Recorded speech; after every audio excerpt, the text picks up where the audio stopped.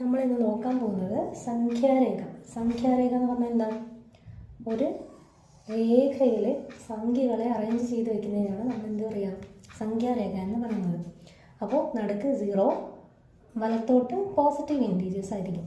1, 2, 3, 4 അല്ലേ? Positive numbers ആയിരിക്കും, etcetera അങ്ങനെ പോകും. ലെഫ്റ്റിലോട്ട് -1, -2, -3, -4 എക്സെട്ര ഇങ്ങോട്ട് പോകും. ഓക്കെ, അപ്പോൾ ഇതിൽ നമുക്ക് ഏത് നമ്പറിനെ വേണമെങ്കിലും നമുക്ക് അടയാളപ്പെടുത്താവുന്നതാണ്. സംഖ്യാരേഖയിൽ ഉൾക്കൊള്ളിക്കാൻ കഴിയുന്ന എല്ലാ സംഖ്യകളെയും നമുക്ക് രേഖീയ സംഖ്യകൾ എന്ന് പറയാം. ഇല്ലേ? പൂർണ്ണസംഖ്യകൾ തന്നെ വേണമെന്ന് നിർബന്ധമില്ല. റാഷണൽ നമ്പേഴ്സ് ആവാം, ഇറാഷണൽ നമ്പേഴ്സ് ആവാം, ഓക്കെ, ഡെസിമൽ നമ്പേഴ്സ് ആവാം. ഇതിൻ്റെ ഇടയിൽ നമുക്ക് ഇല്ലേ 0.5 തന്ന 1/2 നമുക്കിവിടെ അടയാളപ്പെടുത്തിക്കൂടെ? ഇല്ലേ? അതുപോലെ മൈനസ് നമുക്ക് അടയാളപ്പെടുത്തിക്കൂടെ? ഓക്കെ, ഇനി നമുക്ക് PSC പരീക്ഷയിലൊക്കെ പൊതുവായി ചോദിക്കുന്ന ചോദ്യം എന്ന് പറഞ്ഞാൽ സംഖ്യാരേഖയിലെ രണ്ട് സംഖ്യകൾ തമ്മിൽ ഉള്ള അകലം. ഓക്കെ, നമുക്ക് നോക്കാം. ഇപ്പോൾ 1ഉം 4ഉം തമ്മിലുള്ള അകലം നമുക്ക് നോക്കാം. എങ്ങനെയാണ് 1ഉം 4ഉം തമ്മിൽ എങ്ങനെയാണ് അകലം നോക്കുക? 1, 2, 3. ഓക്കെ, ഇനിയിപ്പോൾ -1ഉം -3ഉം തമ്മിലുള്ള അകലം നോക്കാം. എത്ര?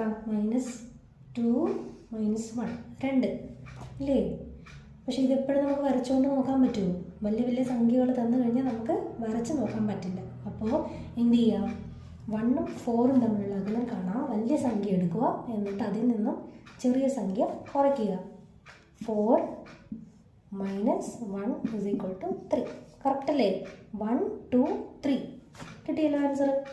ഇനി ഇവിടെ -3ഉം -1ഉം എടുത്തു കഴിഞ്ഞാൽ അതിലേതാണ് ഏറ്റവും വലിയ സംഖ്യ? -1 വലിയ സംഖ്യ അല്ലേ?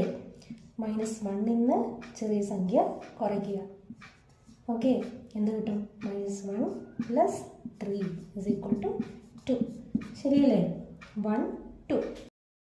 ഇനി സംഖ്യാരേഖയിൽ -100 മുതൽ -15 വരെയുള്ള അകലം കാണുക. അങ്ങനെ തന്നെ എന്ത് ചെയ്യും? നമുക്കുള്ള രണ്ട് സംഖ്യകൾ -100 മുതൽ എന്ത് ചെയ്യണം? -15 വരെയുള്ള അകലം എത്രയാണെന്ന് നമുക്ക് കണ്ടുപിടിക്കണം. ഓക്കെ, ഇതൊരു രേഖ വരച്ച് കണ്ടുപിടിക്കുക എന്ന് പറയുന്നത് അത്ര എളുപ്പമുള്ള കാര്യമില്ല. അപ്പോൾ എന്ത് ചെയ്യും? ഇതിലേതാണ് ഏറ്റവും വലിയ സംഖ്യ? -15 വലിയ സംഖ്യ, ചെറുത് -100 അല്ലേ? അപ്പോൾ വലിയ സംഖ്യ എടുക്കുക, -15 കുറയ്ക്കുക, -100. ഓക്കെ, എന്ത് കിട്ടും? -15 + 100. ആൻസർ എന്ത് കിട്ടും? 85 ആയിരിക്കും ആൻസർ.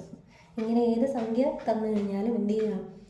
വലിയ സംഖ്യ എടുത്ത് ചെറിയ സംഖ്യ മൈനസ് ചെയ്താൽ നമുക്ക് ആൻസറിലേക്ക് എത്താവുന്നതാണ്. ഓക്കെ.